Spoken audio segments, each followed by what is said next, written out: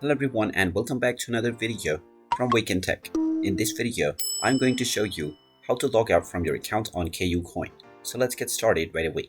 If you have forgotten to log out from your account on any device, then open up the web browser within which you have not logged out, and then in the address bar type in kucoin.com and press enter. You will now be taken into the official KuCoin website. Now if you click on the login button at the top right corner, you will automatically be logged in since you have not logged out from your account.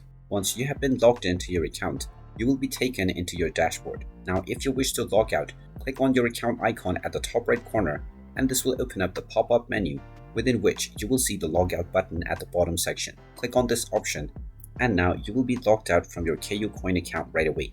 If you wish to log back in, you can simply click on the login button at the top right corner and then proceed with your credentials.